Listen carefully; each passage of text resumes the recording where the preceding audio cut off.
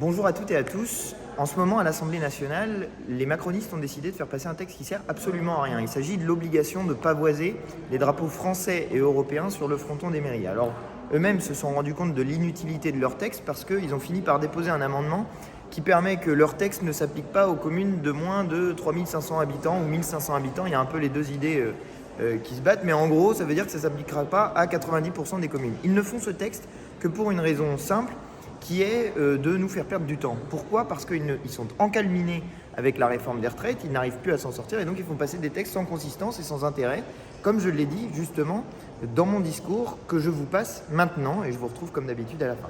Merci Madame la Présidente. Décidément, collègues macronistes, vous abaissez notre Assemblée.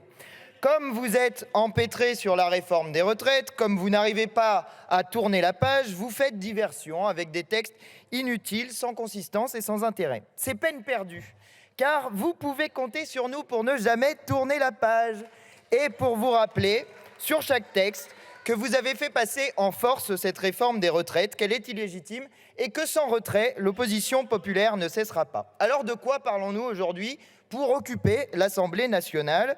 De l'obligation de pavoiser les drapeaux français et européens sur toutes les mairies de France. Est-ce que vous vous rendez compte du ridicule de ce que vous êtes en train de faire?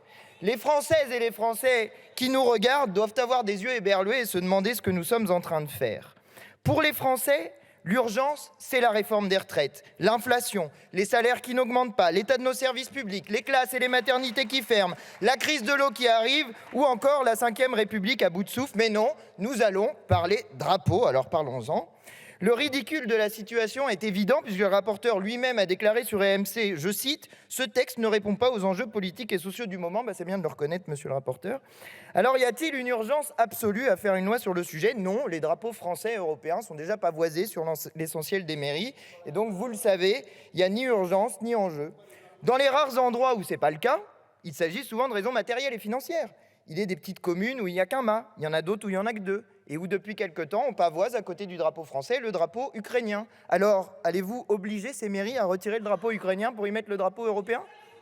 Allez-vous obliger les mairies au petit budget à acheter de nouveaux mâts, de nouveaux drapeaux? Non, bien sûr, car vous n'enverrez même pas cette loi au Sénat, parce que si vous l'envoyez au Sénat, vous vous ferez battre, et vous le savez, comme vous avez été battu en commission la dernière fois. Alors du coup, vous avez inventé un amendement pour retirer 90% des communes de votre texte de loi, et le ridicule vous tue toujours pas. Bref, vous ne faites pas de la politique, vous faites de la communication, et votre méthode tient en deux mots, diversion et division. La diversion, j'en ai parlé, j'en viens à la division. L'unique raison pour laquelle vous présentez ce texte, c'est pour tracer une ligne entre ceux qui le votent et ceux qui ne votent pas. Pour dire qu'il existerait d'un côté ceux qui aimeraient l'Europe et de l'autre côté ceux qui y seraient opposés. Mais vous n'aurez pas ce que vous voulez parce que l'évidence est sous nos yeux. Ceux qui n'aiment pas l'Europe, c'est vous. Ceux qui défendent l'idéal de fraternité entre les peuples, c'est nous.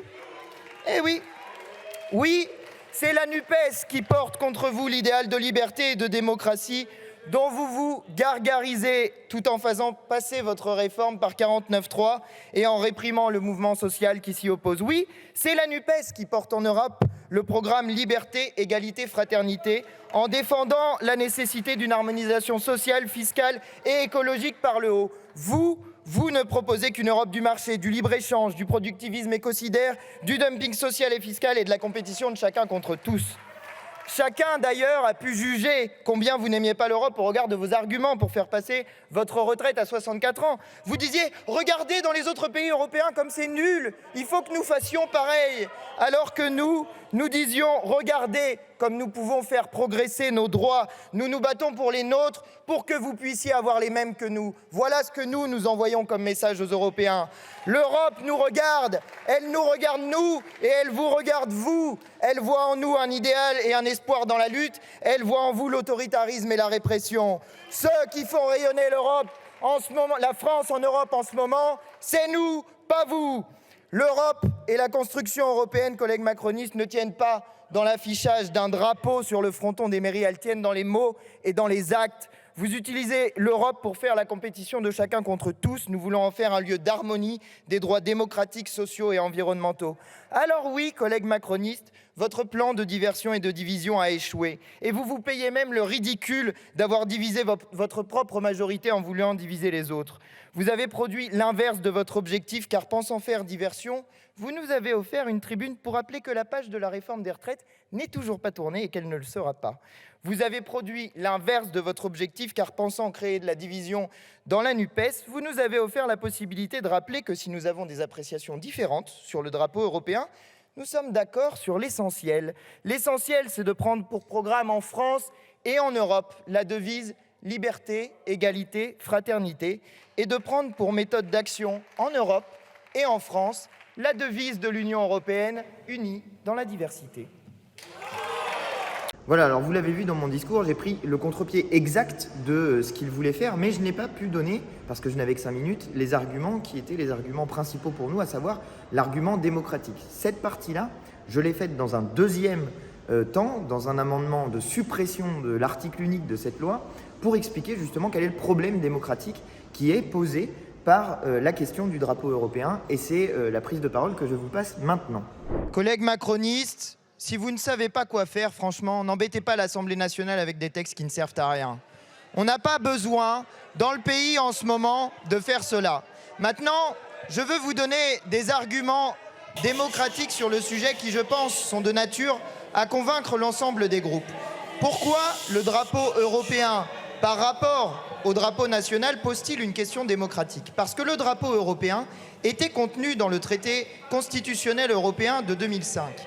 Que ce traité constitutionnel européen de 2005 a été battu par référendum par le peuple français.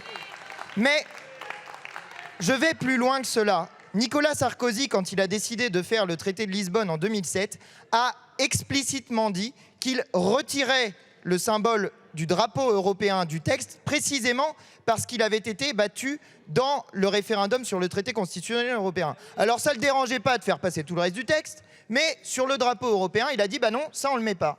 Qu'est-ce qui s'est passé ensuite? C'est que M. Macron, tout seul, comme il fait d'habitude, en 2017, d'un coup, il a dit « bon, bah moi, finalement, je reconnais le drapeau européen », tout seul dans son coin. Et voilà la situation dans laquelle vous êtes. Vous nous parlez d'Europe, mais quelle est l'adhésion populaire à l'Europe que vous essayez de provoquer avec un texte comme celui-ci? Rien du tout. Vous faites l'exact inverse. Vous êtes en train vous-même d'abîmer l'Europe parce que pour faire ce débat qui ne sert à rien, regardez l'état dans lequel est cet hémicycle. Vous nous avez rebattu les oreilles tout à l'heure en nous disant « il faut qu'on puisse débattre, il faut qu'on puisse débattre ». Vos rangs sont vides. Même votre majorité n'est pas présente pour ce débat qui était censé être crucial le jour de la journée de l'Europe. Vous vous rendez compte vous-même de ce que vous êtes en train de faire. Et par ailleurs, dernier argument, quand vous nous dites que vous allez rajouter un amendement pour que ce texte ne s'applique pas sur les communes de moins de 3 500 habitants, vous êtes en train de nous dire que ça ne va pas s'appliquer à 90% des communes. Donc, pour une raison politicienne qui est ce drapeau européen, vous êtes en train finalement de faire la République à la carte. Bref, c'est n'importe quoi d'un bout à l'autre. Voilà, alors vous le voyez, on est en train vraiment de perdre notre temps. L'examen de ce texte va continuer aujourd'hui, au moment où je vous parle. On est le 10 mai, on n'est donc plus le 9 mai. Ils voulaient faire passer ce texte-là la journée de l'Europe.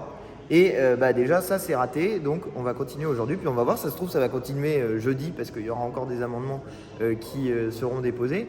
Mais en tout cas, voilà, les macronistes sont en train de nous faire perdre notre temps à l'Assemblée nationale. Tout ça ne sert à rien. Tout ça abîme la démocratie et l'Assemblée nationale. Et vraiment, ces gens sont en train d'augmenter la crise de la Ve République, parce que quand vous regardez ce qui se passe dans l'Assemblée nationale, vous ne pouvez que vous dire qu'il y a là des gens qui sont réunis pour parler de trucs qui sont inutiles et sans rapport avec les questions qui sont les vôtres au quotidien. Voilà ce qu'on a essayé, nous, en tout cas, de faire passer comme message à l'Assemblée nationale. Croyez-le bien, on reste mobilisé à fond sur la question de la réforme des retraites et sur la question de l'inflation et du pouvoir d'achat. Et on essaye justement de leur faire entendre raison à l'intérieur de cette Assemblée nationale, même si, je ne sais pas s'ils vont percuter à un moment donné, mais peut-être que quand ils percuteront, il sera trop tard et qu'on aura déjà fait la 6ème République tous ensemble. Voilà ce que je voulais vous dire. J'espère que cette vidéo et ces interventions vous ont plu. Si c'est le cas, je vous invite à vous abonner à ma chaîne en n'oubliant pas de cliquer sur la petite cloche pour recevoir des notifications quand je mettrai en ligne de nouvelles vidéos, comme ça vous êtes prévenus. Et puis si ça vous a plu, je vous invite aussi à mettre un petit pouce bleu et à me dire dans les commentaires, même si ça ne vous a pas plu, ce que vous avez pensé de cette intervention, parce que moi ça m'aide beaucoup et ça me permet d'évaluer un peu si j'étais raccord avec ce que vous pensiez vous. C'est normalement le rôle d'un député, j'essaye de faire mon travail correctement, contrairement donc aux macronistes qui font n'importe quoi.